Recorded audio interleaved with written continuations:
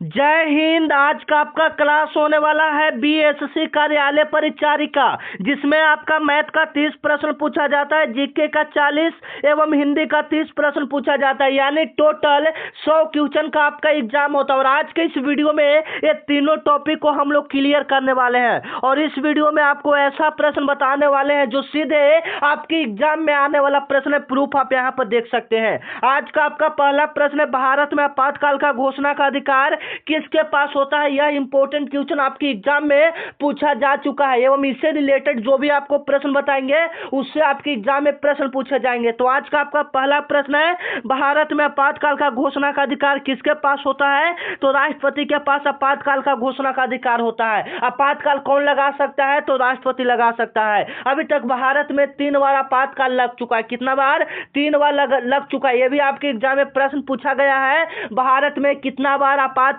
लग चुका है। तो 3 बार आपातकाल लग चुका है। पहला आपका लगा था 1962 ईस्वी में। कभी कभी पूछ देगा भारत में पहला आपातकाल का घोषणा कब हुआ था। 1962 ईस्वी में, जब भारत चीन का युद्ध चल रहा था उस समय भारत का पहला आपातकाल लगा था। दूसरा आपका है 1971 में, भारत पाकिस्तान युद्ध के दौरान 1971 में आपका आपातकाल का घोषणा किया गया था। तीसरा आपका है 1975 ईस्वी में, जब देश के अंदर अशांति फैल गया था, बेरोजगारी चरम सीमा पर थी, भुखमरी बढ़ गई थी, तब 1975 ईस्वी में आपका आपातकाल का घोषणा किया गया था। मतलब अभी तक भारत में 3 बार आपातकाल का घोषणा हो चुका है, ठीक है ना। और कौन कर सकता है, तो राष्ट्रपति आपातकाल का घोषणा कर सकता है। और किसके तहत कर सकता है, तो संविधान की धारा 352 अनुच्छेद है, उसके तहत राष्ट्रपति आपातकाल की घोषणा कर सकता है। 352 अनुच्छेद के तहत राष्ट्रपति आपातकाल का घोषणा कर सकता है। क्लियर? अगर पूछ दे कि संविधान में टोटल कितने अनुच्छेद होते हैं, तो 395 अनुच्छेद होते हैं। क्लियर रखिएगा, ठीक है। यहाँ से जो भी प्रश्न बताए, यहाँ से 2-3 प्रश्न आपके एग्जाम के लिए काफी इंपोर्टेंट है, वो आ सकता है, ठीक है। आपको पता है आपातकाल का एक प्रश्न आपके एग्जाम में पूछा जा चुका है, ठीक है। भारतीय संविधान कब लागू हुआ था, जो भारत का संविधान है उसको कब लागू किया गया था। जो पिछले साल एग्जाम हुआ था उसमें यह प्रश्न आया हुआ था, आप यहाँ पर देख सकते हैं, ठीक है। तो काफी इंपोर्टेंट है। मैं आपको बार बार यही कहता हूं, संविधान से आपके एग्जाम में 4-5 प्रश्न पूछा जाता है। कितना प्रश्न पूछा जाता है? 4-5 प्रश्न पूछा जाता है। बीएससी खुद कहता है मैं संविधान से आपके एग्जाम में 4-5 प्रश्न पूछूंगा, तो आप उसको अच्छे से याद कर लोगे। तो भारत का जो संविधान है उसको लागू किया गया है 26 जनवरी 1950 ईस्वी को। कब लागू किया गया है? 26 जनवरी 1950 ईस्वी को लागू किया गया है। और यह बिल्कुल ओरिजिनल पेपर है, आपके एग्जाम में पूछा गया प्रश्न है, तो आप इसको रट जाओगे, याद कर लोगे। दूसरा नंबर आपका प्रश्न है, संविधान को कब अपनाया गया था। तो 26 नवंबर 1949 ईस्वी को अपनाया गया था, याद रखिएगा। कभी कभी आपके एग्जाम में पूछ देता है, जैसे पिछले साल में पूछा गया था संविधान को बनाने में टोटल कितना दिन लगा था। तो 2 साल 11 माह 18 दिन का समय लगा था। 2 साल 11 माह 18 दिन का समय लगा था। संविधान को बनाने में जो टोटल खर्च आया था 64 लाख रुपया आया था। और इसका अध्यक्ष कौन थे, तो इसका अध्यक्ष डॉक्टर राजेंद्र प्रसाद थे। इसका 2 अध्यक्ष थे, एक आपका स्थायी अध्यक्ष थे और एक आपका अस्थायी अध्यक्ष थे, ठीक है ना। कभी कभी आपके एग्जाम में पूछ देता है संविधान सभा का पहला बैठक कब हुआ था। तो 9 दिसंबर 1946 ईस्वी को हुआ था। संविधान का पिता किन्हें कहा जाता है, तो डॉक्टर भीमराव अंबेडकर को कहा जाता है। संविधान में टोटल कितने अनुच्छेद हैं? 395 अनुच्छेद हैं, याद रखेंगे। यहां से 2-3 क्वेश्चन आपके एग्जाम में हुबहू यही क्वेश्चन देखने को मिलेगा। जो मैं कह दिया वही क्वेश्चन आपके एग्जाम में आ जाएगा, ठीक है। क्योंकि देखिए मैं ये वाला आपको 50 बार से ज्यादा प्रश्न बता चुका हूं और यहां पर आप प्रूफ देख सकते हैं, यह प्रश्न पूछा जा चुका है, ठीक है। तो आप जो मैं प्रश्न बता रहा हूं तो उसको अच्छे से देख लेंगे। मैं वादा करता हूं कि अगर आप इस क्लास को पूरा देख लेते हो तो यहां से आधा से ज्यादा प्रश्न मैं आपके एग्जाम में लड़वा कर रहूंगा, ठीक है। चलिए, 3rd नंबर आपका प्रश्न है और इसमें कुछ अनुच्छेद को भी आप लोग याद रखेंगे। जैसे में भारत का जो संविधान है उसमें अनुच्छेद 1 है, तो उसमें भारत राज्यों का संघ है। अनुच्छेद 1 में क्या है? भारत राज्यों का संघ है, ठीक है। जैसे में और भी कुछ इंपोर्टेंट है, जैसे में अनुच्छेद 32 में, अनुच्छेद 32 को संविधान का आत्मा कहा गया है। अनुच्छेद 32 को क्या कहा गया है? संविधान का आत्मा कहा गया है। अपने पसंदीदा औरत से शादी करना है, अनुच्छेद 21 के तहत आप अपने पसंदीदा औरत से शादी कर सकते हैं। आप जिसको पसंद करते हैं उससे आप अनुच्छेद 21 के तहत कोर्ट में जाकर, पुलिस थाना में जाकर आप शादी कह सकते हैं जिसको पसंद करते हैं। ठीक है, तो ये आपका क्लियर हो गया। 3 नंबर आपका सवाल है जो कि आपके एग्जाम के लिए काफी इंपॉर्टेंट है, बंगाल विभाजन किस वर्ष हुआ था। ये प्रश्न मैं आपको 50 वर्ष से ज्यादा हर एक सेट में करवा चुका हूं और यहाँ पर आप देख सकते हैं, प्रूफ देख सकते हैं, यहाँ पर प्रश्न पूछा जा चुका है। मैं जो पढ़ाया वही प्रश्न आपके एग्जाम में आया। ठीक है, बात क्लियर। बंगाल विभाजन किस वर्ष हुआ था? 1905 ईस्वी में हुआ था, याद रखिएगा। किसने किया था? लॉर्ड कर्जन ने किया था। किसने किया था? लॉर्ड कर्जन ने किया था। किसने किया था बंगाल विभाजन? लॉर्ड कर्जन ने किया था, याद रखिएगा। ये क्वेश्चन आपके एग्जाम के लिए काफी इंपॉर्टेंट है एवं VVI कह सकते हैं, या क्वेश्चन में पूछा जा चुका प्रश्न है। ठीक है ना, तो देखिए लॉर्ड कर्जन ने बंगाल विभाजन 1905 ईस्वी में किया था, लेकिन यहां पर 1911 ईस्वी में बंगाल विभाजन को वापस भी ले लिया गया था, मतलब बंगाल विभाजन को रद्द कर दिया गया था। और किसने किया था? 1911 ईस्वी में तो हो गया था, लेकिन किसने किया था? मैं जो पढ़ाऊंगा पूरा फाड़ फाड़ आपको पढ़ाऊंगा। यही मतलब कैसा है कि एक एक ऑब्जेक्टिव आपको नहीं, जो भी बताऊंगा अगर उससे रिलेटेड प्रश्न आपके एग्जाम में पूछा जाए फिर भी आपको दिक्कत ना हो। तो आपको क्लास कैसा लग रहा है एक बार कमेंट में जरूर बताएंगे। ठीक है, आपको क्लास कैसा लग रहा है एक बार कमेंट में जरूर बताएंगे। अच्छा लग रहा है अच्छा लिखे, खराब लग रहा है खराब लिखे। जो भी दिक्कत है कि सर आपका आवाज ठीक नहीं है या आपका पढ़ाने का तरीका ठीक नहीं है, जो भी आपको खराब लगे अच्छा लगे, एक बार कमेंट में जरूर लिख देंगे, क्योंकि आपका एक कमेंट बहुत ही मोटिवेट करता है। क्लास लाने के लिए हम मोटिवेट आपके कमेंट से होते हैं। ठीक है ना, तो चलिए ये आपका 1911 ईस्वी में लॉर्ड हार्डिंग ने किया था। ठीक है, चलिए 4 नंबर आपका प्रश्न कि अंतर्राष्ट्रीय मजदूर दिवस कब मनाया जाता था। मैं आपको, जब आप मेरा क्लास देखते होंगे रोजाना, तो आपको पता होगा कि मैं आपसे क्या कहता था कि दिवस वाला प्रश्न को याद कर लीजिए। दिवस मतलब कौन सा दिवस कब मनाया जाता है। जैसे मैं अंतर्राष्ट्रीय इसमें मजदूर दिवस है, तो मजदूर दिवस कब मनाया जाता है? 1 मई को मजदूर दिवस मनाया जाता है। सेम हुबहू यही प्रश्न आपके पिछले साल एग्जाम में पूछा जा चुका है। मतलब हम जो लेवल बताते थे वही लेवल के प्रश्न आपके एग्जाम में पूछे जाएंगे। हम आपको कितना बार बताया है कि मजदूर दिवस को याद कर लीजिए, अंतर्राष्ट्रीय महिला दिवस को याद कर लीजिए, हिंदी दिवस को याद कर लीजिए। और मेरा दावा है कि इस बार ज्यादातर मेरा जिस प्रकार से सोच है, इस बार हिंदी दिवस पूछ सकता है, तो आप इसको याद रखेंगे। हिंदी दिवस कब मनाते हैं? तो 14 सितंबर को हिंदी दिवस मनाते हैं। और एक इंपॉर्टेंट क्वेश्चन और ले आए हैं, अंतर्राष्ट्रीय महिला दिवस कब मनाया जाता है? तो 8 मार्च को। ये दोनों क्वेश्चन याद रखेंगे। हिंदी दिवस 14 सितंबर, महिला दिवस कब हो जाएगा? 8 मार्च को हो जाएगा, याद रखिएगा। ठीक है ना, काफी इंपॉर्टेंट सवाल है, आपके एग्जाम में आ सकता है। ठीक है, जो मैं पढ़ाया वही आपके एग्जाम में आया। ठीक है ना, यह हमारा पावर बोलते हैं। ठीक है, घमंड की बात नहीं है, जो मैं पढ़ाता हूं मेरा जो एक्सपीरियंस है उसके हिसाब से मैं क्वेश्चन लड़ाने का दम रखता हूं। ठीक है ना, तो आप चैनल को सब्सक्राइब कर लेंगे, क्योंकि यह चैनल आपका दोस्त आपका साथी है। यहाँ पर सभी प्रकार की आपको जानकारी दिया जाता है। जैसे में अभी आपका SCGD का आया है वैकेंसी, SCGD का आपका वैकेंसी आया है ना, जिसका लास्ट डेट आपका रहने वाला है 31 दिसंबर। अगर आप इसके लिए एलिजिबल है, 170 सेंटीमीटर, अगर आप मेल है मतलब पुरुष से लड़का है तो आपका 170 सेंटीमीटर हाइट होना चाहिए, 10th पास है। अगर इसके लिए एलिजिबल आप है तो आप SCGD में फॉर्म डाल दीजिए। मैं तो कह रहा हूं, क्योंकि 25,000 पदों पर आया है वैकेंसी और ये आगे जाकर और बढ़ने वाला है वैकेंसी। ठीक है ना, अभी SCGD यह वैकेंसी बहुत बढ़ाएगा, 25 से कम या 35-40 हजार तक यह वैकेंसी जाने वाला है। तो अगर आपका हाइट 170 सेंटीमीटर है, पुरुष है, तो महिला के लिए 157 सेंटीमीटर मिनिमम होना चाहिए। ठीक है ना, तो यहाँ पर क्लियर हम आपको कर देंगे। जो भी दिक्कत है आप एक बार कमेंट कर लेंगे, आपको कमेंट में रिप्लाई मिल जाएगा। ठीक है, तो ये चलिए क्लास पहले हम लोग कर लेते हैं अच्छा से। ठीक है, इसलिए चैनल को आप लोग सब्सक्राइब कर लेंगे, क्योंकि यह चैनल आपका दोस्त आपका साथी अपना भाई मान सकते हैं चैनल को। ठीक है, आपका साथ जब तक देगा जब तक आपका नौकरी वैकेंसी न लग जाए, जब तक आप वैकेंसी को तोड़ फोड़ कर न रख दे। ठीक है ना, चलिए भारतीय रिजर्व बैंक का स्थापना कब हुआ था? ये वाला प्रश्न बताइए। मैं कितना बार बताया हूं आपको, आप ईमानदारी पूर्वक बताइए। तो अगर आप हमसे रोजाना क्लास करते तो ये प्रश्न तो मैं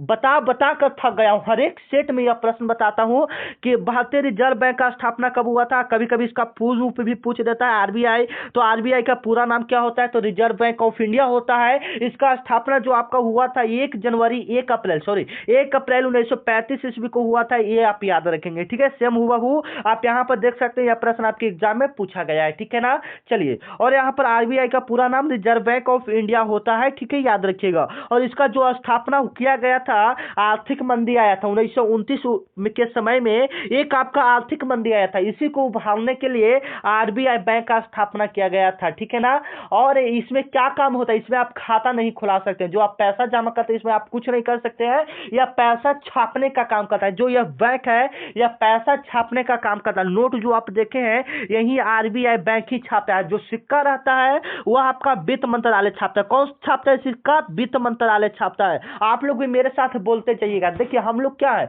हम लोग का एक अलग लेवल चलता है, ठीक है ना। जैसे में हम लोग डंके की चोट पर याद करवाते हैं, जो हम बोल रहे हैं वो आप मन में भी बोलिए तो आपको याद हो जाएगा। 1 रुपया का सिक्का कौन छापता है? 1 रुपया का सिक्का जो रहेगा आपका कौन छापेगा? वित्त मंत्रालय छापेगा। कौन छापेगा? वित्त मंत्रालय छापेगा, याद रखिएगा। और जो भी नोट है आपका कौन छापेगा? RBI bank छापेगा। इसका स्थापना 1935 में हुआ था। इसका स्थापना 1935 ईस्वी में, याद रखिएगा, एग्जाम में पूछा गया प्रश्न है, ठीक है। चलिए 6 नंबर आपका सवाल है कि भारत में सबसे बड़ा तांबा उत्पादक राज्य कौन सा है? भारत में सबसे बड़ा तांबा उत्पादक राज्य कौन सा है? अगर अभ्रक पूछ देता तो आपका उड़ीसा हो जाता, लेकिन यहाँ पर तांबा पूछ रहा है तो आपका मध्य प्रदेश सबसे बड़ा राज्य हो जाएगा। भारत में तांबा का सबसे बड़ा उत्पादक राज्य कौन सा हो जाएगा? मध्य प्रदेश हो जाएगा, याद रखिएगा। अगर कोयला पूछ दे कि उच्च कोटि का कोयला या कोयला सबसे ज्यादा भारत में कहां होता है, तो झारखंड में होता है, याद रखिएगा। एक क्वेश्चन भी आपके एग्जाम के लिए काफी इंपोर्टेंट है और एक ऐसा प्रश्न पूछा जाता है जैसे में भारत में सबसे बड़ा तांबा उत्पादक राज्य पूछ दिया, कभी कभी पूछता है भारत का सबसे बड़ा बंदरगाह कौन सा है, भारत का सबसे बड़ा राष्ट्रीय उद्यान कौन सा। राष्ट्रीय उद्यान से एक प्रश्न आपके एग्जाम में पूछा जाता है। जैसे में पिछला साल आपके एग्जाम में पूछा गया था कि जिम कॉर्बेट नेशनल पार्क कहां है। जिम कॉर्बेट नेशनल पार्क कहां है, आप इसका जवाब कमेंट में देंगे। देखते हैं आप में पावर कितना आप हमसे पढ़ाई करते हैं, तो ठीक है ना। चलिए 6 नंबर आपका प्रश्न है जो कि आपके एग्जाम के लिए काफी इंपोर्टेंट है कि जो पंचवर्षीय योजना किस प्रकार की अर्थव्यवस्था को दर्शाती है। जिस देश में पंचवर्षीय योजना लागू किया जाता है वह कौन सा देश होता है, तो वह मिश्रित अर्थव्यवस्था देश होता है। मतलब वहां पर गरीब लोग भी रहते हैं, अमीर लोग भी रहते हैं, यानी मिश्रित अर्थव्यवस्था। एक तरफ से अगर हम समझाने की कोशिश करें तो इसका परिभाषा अलग होता है, लेकिन हम समझाने का कोशिश करें तो आप इस तरह से समझ सकते हैं। प्रथम पंचवर्षीय योजना कब हुआ था? 1951 से 1956 ईस्वी में सबसे पहले शुरुआत किया गया था। और ये वाला भी प्रश्न आपके एग्जाम में पूछा गया था पिछले साल। यहाँ पर उतना टाइम नहीं रहा, नहीं तो यहाँ पर हम क्वेश्चन भी लगा देते।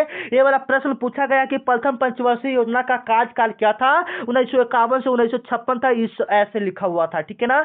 बी वाला शायद ऑप्शन था, ठीक से देखे नहीं थे, ठीक है। तो 1951 से 56 प्रथम पंचवर्षीय योजना को लागू किया गया था, ठीक है ना। और किस लिए लागू किया गया था? जो प्रथम पंचवर्षीय योजना था वह कृषि को बढ़ावा देने के लिए लागू किया गया था, ठीक है। चलिए 7 नंबर आपका प्रश्न है कि विश्व का सबसे बड़ा डेल्टा कौन सा हो जाएगा। विश्व का सबसे बड़ा डेल्टा आपका कौन सा हो जाएगा? सुंदरवन डेल्टा हो जाएगा, याद रखिएगा। एक क्वेश्चन आपके लिए काफी इंपोर्टेंट है।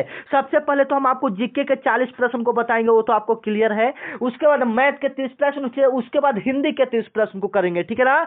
तो आप कोशिश कीजिए कि जीके को 40 प्रश्न करवा रहे हैं ना, इसमें से आपका कम से कम अगर 15 प्लस भी सही हो जाता है तो आप जो एग्जाम दोगे ना उसमें हम गर्दा गर्दा करके आओगे, सारा प्रश्न आप बना के आओगे जीके में, ठीक है। तो कोशिश करो कि यहां पर 15 प्लस प्रश्न आपका सही हो जाए, ठीक है ना। यहां 15 सही कर रहे हो तो आप एग्जाम में 35 सही करके आओगे। क्यों, कैसे? क्योंकि ये जो लेवल है बाबू, इससे कम ही लेवल का आपके एग्जाम में प्रश्न पूछा है। जो मैं लेवल ला रहा हूं ना वो थोड़ा टफ लेवल का, उससे हल्का लेवल का ही आपके एग्जाम में प्रश्न पूछेगा, ठीक है ना। तो मतलब टफ के लिए तैयार रहेंगे तब तो हल्का तो ऐसे ही उड़ा देंगे आप लोग, ठीक है। तो विश्व का सबसे बड़ा डेल्टा, ये भी आपके एग्जाम में पूछा गया प्रश्न है। विश्व का सबसे बड़ा डेल्टा कौन सा हो जाएगा? सुंदरवन डेल्टा हो जाएगा। और यह कहां में है? तो पश्चिम बंगाल में है, ठीक है ना। और अपने दोस्तों के साथ इस वीडियो को आप लोग एक बार शेयर कर दीजिएगा। दम एवं पावर दिखना चाहते हैं, एक दिन के अंदर इस वीडियो पर 10,000 व्यूज जाना चाहिए, क्योंकि इतना इंपॉर्टेंट क्लास आप लोग को करवा रहे हैं। एक दिन में 10,000 व्यूज हम पावर देखना चाहते हैं आप लोग का, ठीक है। कैसे भी हो आप एक दिन के अंदर 10 के व्यूज ला देते हैं तो इस बार ऐसा प्रश्न लाएंगे कि हुबहू आपके एग्जाम में सारा प्रश्न लड़वा कर रहेंगे, ठीक है। तो कोशिश कीजिए कि इस वीडियो पर 10,000 के व्यूज आ जाए, ठीक है ना। क्योंकि देखिए हम किस लिए पढ़ाएंगे, जब आप लोग देखेंगे ही नहीं क्लास को, तो ठीक है। तो कोशिश कीजिए कि 10,000 बच्चे इस क्लास को देख ले, ठीक है। कूटनीतिक के जनक किसे कहा जाता है? जो कूटनीतिक के जनक है यह किन्हें कहा जाता है, यह भी इंपॉर्टेंट क्वेश्चन है, आपके एग्जाम में कई बार पूछा जा चुका प्रश्न है, ठीक है ना। तो कौटिल्य को कहा जाता है। किसे कहा जाता है? कौटिल्य को कहा जाता है, ठीक है, याद रखिएगा। किनको कहा जाता है? कौटिल्य को कहा जाता है, याद रखिएगा। और कभी कभी चाणक्य ऑप्शन में रहेगा तो आपको चाणक्य भी ऑप्शन सही करना है। जैसे में इसमें चाणक्य ऑप्शन है, मान लीजिए कि कौटिल्य ना ऑप्शन देकर क्या दे दे? चाणक्य दे दे। कूटनीतिक के जनक कौन है? तो चाणक्य को भी आप सही कर सकते हैं, ठीक है। चलिए ये वाला भी प्रश्न आपके एग्जाम में पूछा गया है कि भारत में रबी फसल कब बोई जाती है। आप इसका जवाब कमेंट में देंगे, क्योंकि आप लोग बिहार से बिलोंग करते हैं तो आपको पता ही होगा कि रबी फसल किस महीने में बोया जाता है। तो आप लोग इसका जवाब फटाफट कमेंट में देंगे, ठीक है, 9 नंबर का। चलिए 15 नंबर आपका सवाल है, और जिनको वो वाला भी सवाल नहीं पता है तो बाबू बीएससी का तैयारी छोड़ दीजिए, आप पहले हम क्लियर कर दें, ठीक है, वो वाला भी प्रश्न जिनको नहीं पता है।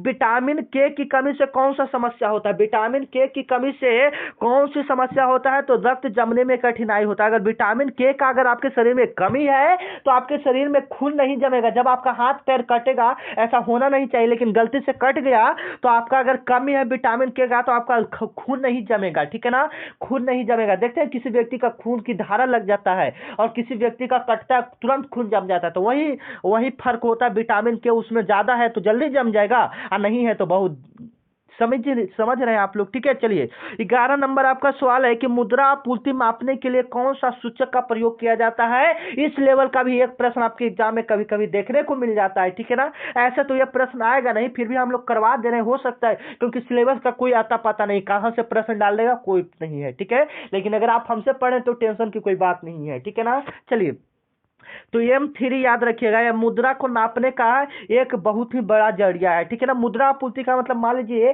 कि देश में यह बनाया जाता है, जैसे में जो भी देश की जनसंख्या है जो खर्च कर रही है और जो देश का कुल आय है वैसे करके आपका वो भी निकलता है, ठीक है। तो ये आपका M3 से मापा जाता है, ठीक है ना। चलिए 12 नंबर आपका सवाल है कि मानव शरीर का सबसे कठोर पदार्थ कौन सा है? मानव शरीर से भी आपके एग्जाम में 2-3 प्रश्न पूछा जाएगा, तो आप इसको अच्छे से देख लेंगे। बीएसएससी के सिलेबस में मानव शरीर है जिसमें आपसे इंपॉर्टेंट प्रश्न डालेगा। मानव शरीर का सबसे कठोर पदार्थ क्या होता है? तो इनामेल होता है। क्या होता है मानव शरीर का सबसे कठोर पदार्थ? इनामेल होता है, याद रखिएगा। और इनामेल कहां पाया जाता है? कठोर का मतलब है उसको आप क्या बोल सकते हैं, तोड़ फोड़ नहीं कर सकते, मतलब कठोर है। शरीर में सबसे जो कड़ा चीज है ये आपका इनामेल है। और इनामेल कहां पाया जाता है? तो यह हमारे दांत में पाया जाता है। यह हमारे कहां में पाया जाता है? दांत में। देखते हैं दांत कितना कठोर होता है। और कठोर पदार्थ हमारे शरीर में इनामेल पाया जाता है, जो कहां पाया जाता है? दांत में पाया जाता है। कभी कभी शरीर की सबसे बड़ी हड्डी पूछ देता है तो वो भी याद रखेंगे। शरीर की सबसे बड़ी हड्डी कौन सी होती है? फीमर होती है। क्या होती है? फीमर होती है। अगर हम लोग साधारण भाषा में समझेंगे तो जांघ का हड्डी हो जाएगा, ठीक है। और आपको क्लास कैसा लग रहा है कमेंट में जरूर बताएंगे। अगर व्हाट्सएप ग्रुप में जुड़ना चाहते हैं डिस्क्रिप्शन में लिंक है, टेलीग्राम का भी लिंक दिया हुआ है, ठीक है, आप वहां से जुड़ सकते हैं, ठीक है। भारत छोड़ो आंदोलन कब हुआ था? तो 9 अगस्त 1942 ईस्वी को हुआ था। 9 अगस्त 1942 ईस्वी को हुआ था, याद रखिएगा, ठीक है ना। 9 अगस्त 1942 ईस्वी को महात्मा गांधी जी के द्वारा किया गया था, ठीक है। किसके द्वारा किया गया था? महात्मा गांधी जी के द्वारा किया गया था, याद रखिएगा।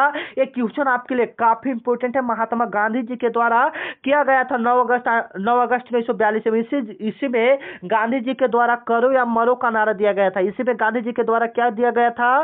करो या मरो का नारा दिया गया था। 14 नंबर आपका सवाल है, बिहार का सबसे बड़ा जिला क्षेत्रफल के आधार पर कौन सा? एरिया के हिसाब से बिहार का सबसे बड़ा जिला कौन सा हो जाएगा? आप लोग इसका जवाब जरा कमेंट में देंगे। ये आपको हम कई बार बता चुके हैं और ऐसा एक प्रश्न आपके एग्जाम में पूछा जाता है, क्योंकि बीएसएससी आपका बिहार का एग्जाम है तो इसमें यह प्रश्न पूछा जाएगा, ठीक है। तो आप लोग कमेंट में बताएंगे, ठीक है। अगर जनसंख्या पॉपुलेशन के हिसाब से पूछता बिहार का तो पटना हो जाता। आप लोग क्षेत्रफल के आधार पर बताइए कौन सा सबसे बड़ा जिला हो जाएगा। यह सवाल आपके लिए छोड़ा जाता है, ठीक है।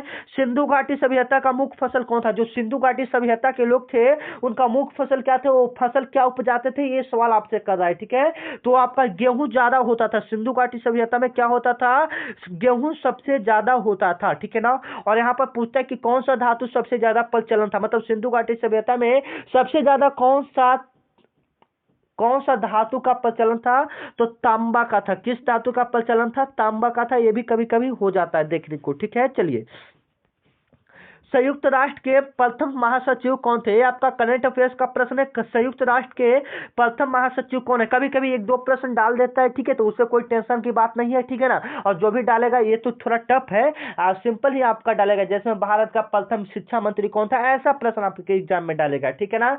तो चलिए तो याद रखिएगा ट्रिग्विलीथ कौन था, ट्रिग्विलीथ था, ठीक है ना। ये संयुक्त राष्ट्र के प्रथम महासचिव थे और इनका जो कार्यकाल था, जो प्रथम बार बने थे 1946 से 52 ईस्वी तक थे, इनका कार्यकाल था जो था, ठीक है। चलिए 17 नंबर आपका सवाल है कि किस गैस को गीली गैस भी कहा जाता है, किस गैस को गीला गैस भी कहा जाता है, काफी इंपोर्टेंट सवाल है। तो मीथेन को हम लोग गीला गैस भी कहते हैं। इसका सूत्र जो होता है CH4 होता है। क्या होता है, CH4 होता है। ब्यूटेन का क्या होता है, आप लोग कमेंट में बताएंगे, ठीक है ना। चलिए 18 नंबर आपका सवाल है कि चंद्रगुप्त मौर्य के गुरु कौन थे। चंद्रगुप्त मौर्य के गुरु कौन थे, तो विष्णुगुप्त थे। अगर ये कभी कभी आपके ऑप्शन में दे दे तो आप इसको चाणक्य भी सही करेंगे। क्या सही करेंगे, चाणक्य भी सही करेंगे, ठीक है ना। चंद्रगुप्त मौर्य के गुरु कौन थे, चाणक्य थे, यानी विष्णुगुप्त, उनको ही जाना जाता उस नाम से, ठीक है ना, याद रखेंगे। चलिए 19 नंबर आपका सवाल है कि जनगणना से भी आपके एग्जाम में कभी कभी सवाल डाल देता है, तो आप इसको अच्छे से देख लेंगे। भारत में जनगणना कितने वर्षों के बाद होता है, भारत में जो जनगणना होता है वह कितने वर्षों के बाद होता है, तो 20 वर्षों के बाद, देखिए 10 वर्षों के बाद होता है। यही थोड़ा सा गलती काफी बच्चों को क्या बोलते हैं कि सर आप गलती पढ़ाते हैं, ठीक है ना। यही होता है कि अगर आप एक गलती कर देंगे, आप कितना सही पढ़ाए, हम आपको कितना आगे इंपॉर्टेंट क्वेश्चन बताए, वो कोई नहीं देखता। अगर आपका एक गलती है तो पूरा जमाना आपके खिलाफ हो जाएगा, ठीक है ना। मान लीजिए कि आप बहुत सारा अच्छा काम किए, एक काम आप गलती करके देखिए, जो लोग मतलब अच्छाई आपका कोई नहीं देखेगा, बुराई वही, कोई बात नहीं है। चलिए तो 10 साल आपका हो गया। भारत में जनगणना कितने सालों के बाद होता है, 10 सालों का। भारत में जो पहला जनगणना हुआ था वह आपका हुआ था 1872 ईस्वी में। कब हुआ, 1871 ना, 71 72 में शायद हुआ था, ठीक है ना। 1872 ईस्वी में हुआ था, ठीक है। चलिए गिर राष्ट्रीय उद्यान किसके लिए प्रसिद्ध है, गिर राष्ट्रीय जो उद्यान है वह किसके लिए प्रसिद्ध है, तो एशियाई शेर के लिए प्रसिद्ध है, ठीक है ना। और आपको क्या बताया था, राष्ट्रीय उद्यान नेशनल पार्क से आपके एग्जाम में एक प्रश्न पूछा जाता है, तो आप इसको देख लेंगे अच्छे से। तो गिर राष्ट्रीय उद्यान आपका कहाँ में है, गुजरात में। कहाँ में है, गुजरात में है, और यह एशियाई शेर के लिए प्रसिद्ध है।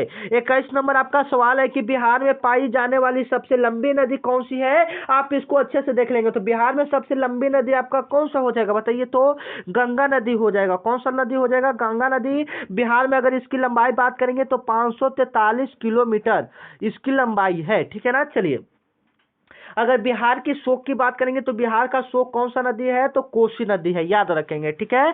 चलिए 22 नंबर आपका सवाल है जो कि आपके लिए काफी इंपोर्टेंट है। IMF का मुख्यालय कहाँ स्थित है, IMF का मुख्यालय आपका कहाँ स्थित है, याद रखेंगे, वाशिंगटन DC में। IMF का मुख्यालय कहाँ स्थित है, वाशिंगटन DC में स्थित है, याद रखेंगे। 22 का बी ऑप्शन आपका क्या हो जाएगा, बिल्कुल करेक्ट हो जाएगा, ठीक है ना। चलिए 23 नंबर आपका सवाल है कि कंप्यूटर का मस्तिष्क किसे कहा जाता है। कंप्यूटर से भी एक प्रश्न आपके एग्जाम में पूछा जाता है, तो आप इसको अच्छे से देख लेंगे। कंप्यूटर का मस्तिष्क किसे कहा जाता है, तो CPU को कहा जाता है। CPU को कहा जाता है सेंट्रल प्रोसेसिंग यूनिट कहा जाता है। CPU का पूरा नाम क्या होता है, सेंट्रल प्रोसेसिंग यूनिट होता है, याद रखेंगे। ये कंप्यूटर का मस्तिष्क, ब्रेन का काम करता है, ठीक है ना। चलिए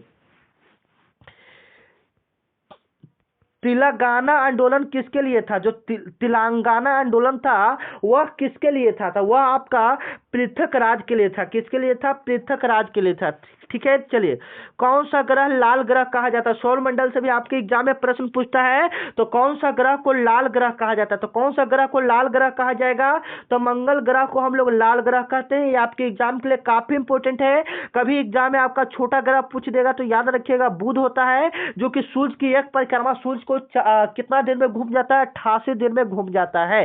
यही आपका अगर पूछ दे, पृथ्वी का भी कभी कभी पूछ देता है, तो पृथ्वी सूर्य की एक परिक्रमा 365 दिन में करता है। कितना दिन में करता है, 365 दिन में करता है। पृथ्वी का सौर मंडल का सबसे बड़ा ग्रह बृहस्पति हो जाएगा, ठीक है ना। सबसे गर्म ग्रह आपका शुक्र हो जाता है, ठीक है ना। चलिए सिक्किम की राजधानी क्या थी, आपका पिछले एग्जाम में आपका हैदराबाद की राजधानी पूछा गया था, ठीक है ना।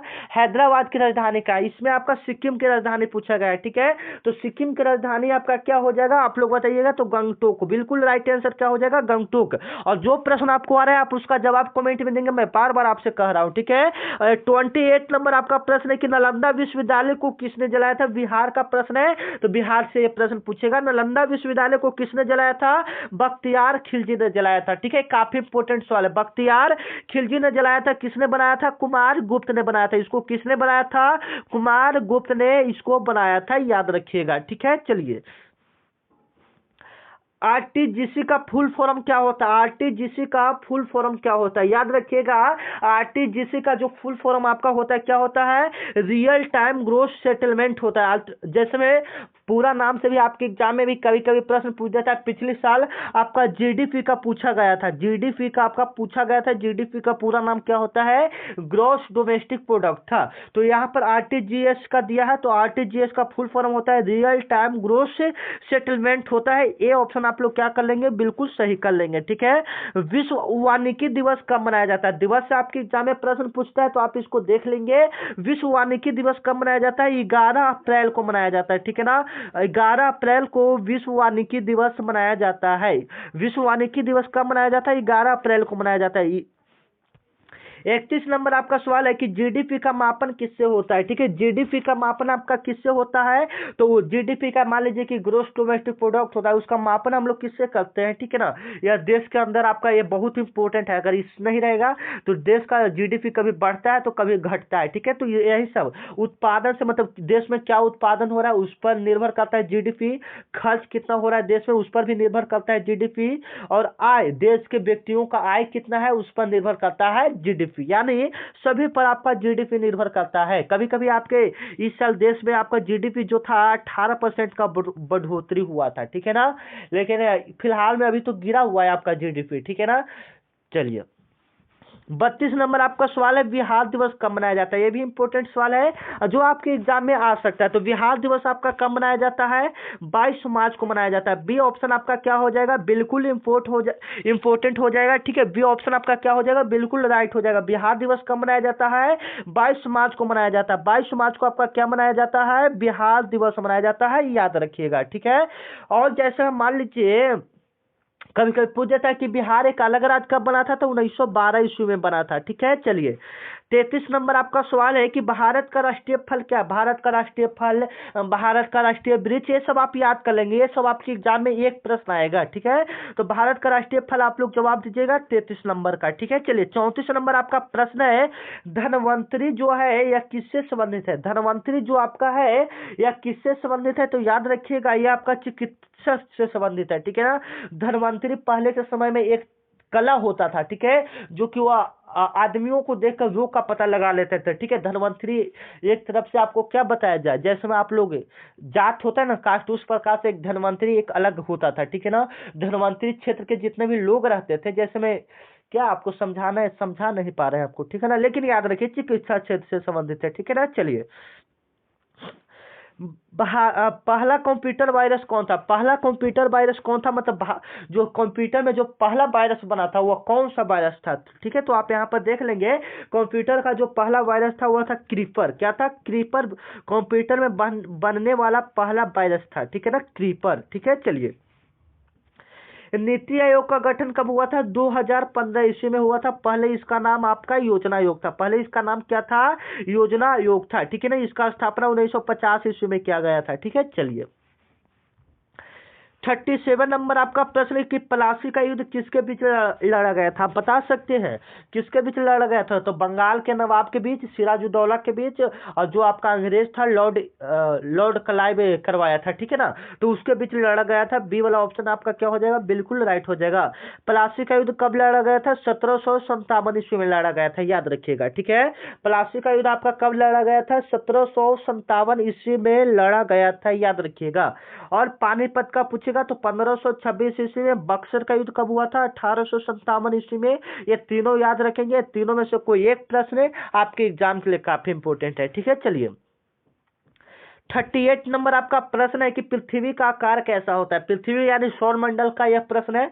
तो इसमें भी कभी कभी दे देता है, तो चपटा गुलाब है। चपटा गुलाब मतलब ज्यादा भी पूरा गुलाब ही नहीं है, चपटा गुलाब है, ठीक है, याद रखिएगा।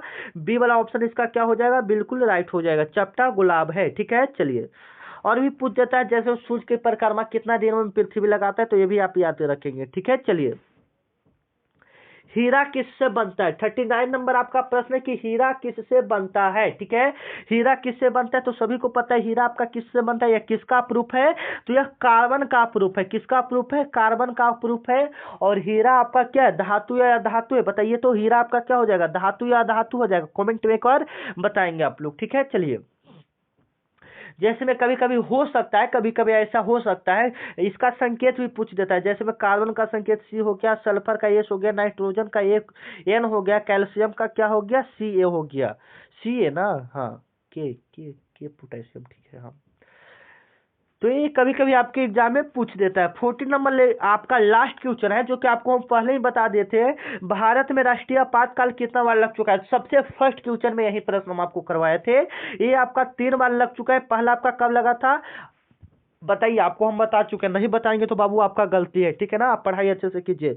पहला जो आपका लगा था 1962 में, दूसरा भारत चीन युद्ध के दौरान, दूसरा आपका लगा था 1971 में भारत पाकिस्तान युद्ध के दौरान, और तीसरा आपका लगा था 1975 ईस्वी में जब देश में अशांति फैल गया था, ठीक है ना। तो ये 3 बार आपका लग चुका है आपातकाल, ठीक है ना। तो चलिए, आपका यहाँ पर जीके का 40 प्रश्न को हम लोग क्लियर कर चुके हैं, और यहाँ पर अब आप लोग ईमानदारी पूर्वक बताएंगे कि 40 में से 15 प्लस सही हुआ या नहीं। अगर 15 प्लस सही हुआ है तो बिल्कुल अच्छा है, कोशिश कीजिए कि अगले बार इससे ज्यादा सही हो, ठीक है ना। एक कोशिश रहना चाहिए हमारा, ठीक है ना। हम डेली डेली बढ़ते जाएंगे, यही हमारा लक्ष्य रहना चाहिए, ठीक है। चलिए, आज हम लोग 15 सही किए, तो कल हम लोग 20 सही करेंगे। आने वाले समय में ऐसा समय आएगा जब आप 40 में 40 सही करोगे, ठीक है ना। तो ये हमारा पावर होना चाहिए, ठीक है। चलिए, अब इसके बाद हम लोग किसका प्रश्न देख लेते हैं, हिंदी के 30 प्रश्न को देख लेते हैं। और ज्यादातर आपका हिंदी में व्याकरण से प्रश्न पूछा जाता है, जो आपको हम क्लियर करवा दे। पहला आपका विपरीतार्थक शब्द हो गया, पर्यायवाची शब्द हो गया, मतलब उसको हम लोग क्या बोल सकते हैं, अनेकार्थी शब्द हो गया, मतलब अनेक शब्दों के लिए एक शब्द हो गया। चौथा आपका हो गया समानार्थी शब्द, उसको हम लोग और क्या बोल सकते हैं, समान अर्थ वाला कौन सा शब्द होगा। एक आपका उपसर्ग प्रत्यय हो गया। तो जब आएगा आपको पता चल जाएगा, ठीक है। तो ये सब आपका हिंदी में पूछा जाता है। उपसर्ग किसे कहा जाता है, हिंदी में भी आपको 30 प्रश्न करवाएंगे, तो कोशिश कीजिए हिंदी में भी आपका 30 में से कम 15 तो सही होना चाहिए, आधा कम से कम सही हो जाना चाहिए, ठीक है। उपसर्ग किसे कहा जाता है, तो उपसर्ग हम लोग जो शब्द के पहले लगकर शब्द का अर्थ बदल दे, तो शब्द के आरंभ में लगने वाले शब्द को हम लोग क्या कहते हैं, उपसर्ग कहते हैं, ठीक है ना। और शब्द के अंत में लगने वाले शब्द को क्या कहते हैं, प्रत्यय कहते हैं। यहां से आप पहचानना भी सीख जाएंगे, एवं उपसर्ग से पूछे प्रश्न तो आप यहां पर क्लियर भी कर देंगे। समझाना मैं चाहता हूं आपको जैसे में विद्यालय, जैसे में विद्यालय, और यहाँ पर उपसर्ग का रहता है। विद्यालय में आपसे पूछ रहे कि उपसर्ग कौन सा हो जाएगा, तो विद्यालय में आपका कौन सा उपसर्ग हो जाएगा बताइए। तो विद्या हो जाएगा, क्या हो जाएगा, विद्या। मतलब शब्द के आगे लगने वाले शब्द को हम लोग उपसर्ग कहते हैं, और पीछे लगने वाले शब्द को हम लोग क्या कहते हैं, प्रत्यय कहते हैं। क्लियर हो गया। चलिए, अब आप लोग इसका बताइएगा। थोड़ा टफ पूछते हैं ना, कि आप लोग बता पाए, जो एग्जाम के लिए काफी इंपॉर्टेंट है, ठीक है। मनोहर, आप लोग मनोहर का बताइए। मनोहर का कभी कभी डाल देता है, ठीक है ना। तो मनोहर का आप लोग बताइए उपसर्ग क्या होगा, कमेंट में थोड़ा लिखेंगे, ठीक है। चलिए, निर्दोष का विलोम क्या होगा, ऑपोजिट वर्ड, उल्टा शब्द यहाँ पर आपका डाल दिया है। आपका क्या होगा, निर्दोष का आपका विलोम क्या होगा, काफी इंपॉर्टेंट सवाल है, ठीक है। तो याद रखेंगे, निर्दोष का आपका क्या हो जाएगा, विलोम क्या हो जाएगा, तो दोषी हो जाएगा। बिल्कुल सिंपल है। चलिए, क का उच्चारण स्थान का, क हम लोग कहाँ से बोलते हैं, ये आपके एग्जाम के लिए काफी इंपॉर्टेंट है, तो आप इसको अच्छे से देख लेंगे। तो क जो हम लोग बोलते हैं वह कंठ से बोलते हैं। कहाँ से बोलते हैं, कंठ से बोलते हैं। ए ऑप्शन आपका क्या हो जाएगा, बिल्कुल इंपॉर्टेंट हो जाएगा, ठीक है।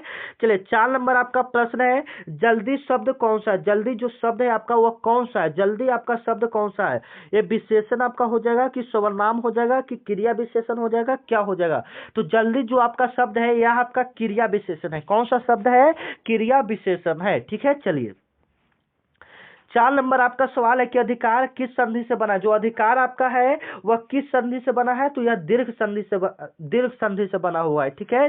चलिए, तूफान का समानार्थी, यही आपको बता रहे थे कि समानार्थी का मतलब उसको और हम लोग क्या बोल सकते हैं। जैसे में तूफान है, तो तूफान को और हम लोग क्या बोल सकते हैं, आंधी बोल सकते हैं, कि आंधी आया, तूफान आया है।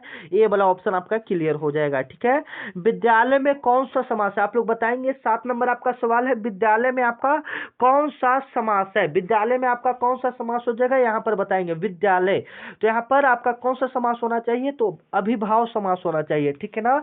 और जैसे में द्वंद्व समास की हम लोग बात करेंगे, जैसे में बीच में आपका हिलंत लगा रहता है, जैसे में माता पिता, जो में ये बीच वाला लगा रहेगा, जैसे में राम लक्ष्मण, लाभ हानि शुभ लाभ, ये सब जो रहेगा बीच में इस प्रकार से रहेगा, वो आपका द्वंद्व समास हो जाएगा, ठीक है।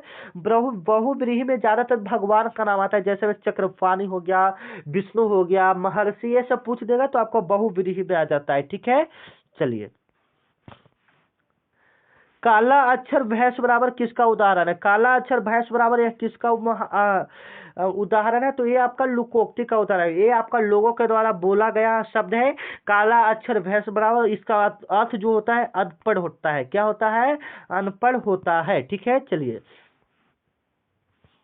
ग्राम का विलोम क्या होगा, ग्राम का विलोम पूछ रहा है, ठीक है। ग्राम मतलब गांव, गांव का विलोम आप क्या बना सकते हैं बताइए, तो ग्राम का विलोम क्या हो जाएगा, शहरी, ठीक है। चलिए, कि नगर हो जाएगा, नगर, नगर बिल्कुल नगर होगा, ठीक है ना, शहरी नहीं होगा, नगर, ठीक है ना। चलिए, आकाश का संधि विच्छेद क्या होगा, तो आकाश का अगर हम लोग संधि विच्छेद करते हैं, जैसे इनमें से तो कोई नहीं होना चाहिए, लेकिन हम इसमें से भी कोई देख लेते हैं, शायद हो जाए आकाश का संधि विच्छेद, ठीक है। तो अक प्लस आस, आकाश, अक प्लस आस, हाँ ये वाला आपका हो जाएगा, अक प्लस आस, आकाश, ठीक है। आक अब प्लस में आस मिलेगा तो क्या बन जाएगा, आकाश। अ तो आपका हो जाएगा और क में आ मिलेगा तो ये आकाश बन जाएगा, ठीक है। आपका सी वाला ऑप्शन यहाँ पर सही हो जाएगा, ठीक है। चलिए, तो संधि विच्छेद से भी एक प्रश्न रहता है, ठीक है। चलिए, नहीं का भेद कौन सा होगा, नहीं का भेद, ये छोड़िए, ये प्रश्न आपके एग्जाम में नहीं है, ऐसे अगर इसका आंसर बात करेंगे तो अवयव हो जाएगा, ठीक है ना। चलिए, किस कौन सा सवाल में किस किस की बात कर रहा है, किस कौन नहीं होता, किस कौन ऐसे वाला, तो किस आपका कौन सा, तो ये प्रश्नवाचक है ना, बात करें कि किस फल है, कौन सा फल है, तो ये आपका प्रश्नवाचक हो जाता है, ठीक है ना। चलिए, 13 नंबर आपका सवाल है कि छात्र किस लिंग का उदाहरण है, छात्र कौन सा लिंग होगा, स्त्रीलिंग होगा या पुल्लिंग होगा, आप लोग इसका जवाब कमेंट में देंगे, ठीक है। चलिए, 14 नंबर आपका सवाल है कि जे का प्रयोग कहाँ होता है, जे का आपका प्रयोग कहाँ होता है, आप लोग कमेंट में बताएंगे। तो जे का प्रयोग कहाँ होता है, तो बिहार में होता है, जो जे ये सब आपका कहाँ में प्रयोग होता है, बिहार में प्रयोग होता है। 15 नंबर आपका सवाल है, उत्साहन का समानार्थी क्या होगा, उत्साहन का समानार्थी क्या होगा, ठीक है, बताइए आप लोग, ठीक है। उत्साहन का समानार्थी आपका क्या हो जाएगा, मतलब उसको हम लोग क्या बोल सकते हैं, और मतलब उसका जैसा क्या है, तो तेज, तेज, निस्तेज, निस्तेज हो जाएगा, ठीक है ना। चलिए, मोती का वचनीय रूप क्या होगा, मोती का वचनीय रूप क्या होगा, तो मोती मोतियों हो जाएगा, मतलब वचनीय मतलब वचन का रूप क्या होगा, मोती एक वचन, मोतियों बहुवचन, इस प्रकार से। बहुत कौन सा शब्द है, बहुत आपका कौन सा शब्द है, 17 नंबर बताइएगा तो विशेषण हो जाएगा, ठीक है। 18 नंबर आपका सवाल है, साहित्य किस भाषा से आया, साहित्य आपका किस भाषा से आया है, तो संस्कृत भाषा से आया। 19 नंबर आपका सवाल है कि संस्था का विलोम क्या होगा, संस्था का आपका विलोम क्या होगा, संस्था का विलोम, ठीक है। तो संस्था का उल्टा क्या हो जाएगा, महंगा, ठीक है। चलिए, 20 नंबर आपका सवाल है, नीति किस समाज का उदाहरण है, नीति आपका किस समाज का उदाहरण है, कमेंट में बताएंगे, ठीक है। तो ये आपका तत्पुरुष का उदाहरण है, ठीक है। तो अब यहाँ पर ज्यादा क्लास लंबा हो जा रहा है, तो मिलते हैं नेक्स्ट वीडियो में, तब तक के लिए जय हिंद। नए हैं तो आप लोग क्लास को क्या कहते हैं, शेयर कर लीजिए, और चैनल को आप लोग क्या कर लीजिए, सब्सक्राइब कर लीजिए। और इस वीडियो पर हमारा टारगेट रहने वाला है 10 के व्यूज, तो आप लोग अपने दोस्तों के पास एक बार जरूर शेयर कर दीजिए, ठीक है। ये आपका मैथ आ गया ना, ठीक है। तो मिलते हैं नेक्स्ट वीडियो में, तब तक के लिए जय हिंद। अगला वीडियो इससे खतरनाक आएगा, तो आप लोग चैनल को सब्सक्राइब कर लेंगे। वीडियो ज़्यादा लंबा हो गया इसलिए हमको और भी क्वेश्चन यहाँ पर छोड़ना पड़ा, नहीं तो क्लास और भी लंबा होता है, ठीक है। तो मिलते हैं नेक्स्ट वीडियो में, तब तक के लिए जय हिंद। और वाणी का समानार्थी आप लोग लास्ट वाला बता दीजिएगा, और हिंदी में जितना प्रश्न बताया है उसमें से कितना प्रश्न सही किए, ये वाला भी आप लोग कमेंट में बता देंगे। मिलते हैं नेक्स्ट वीडियो में, तब तक के लिए जय हिंद।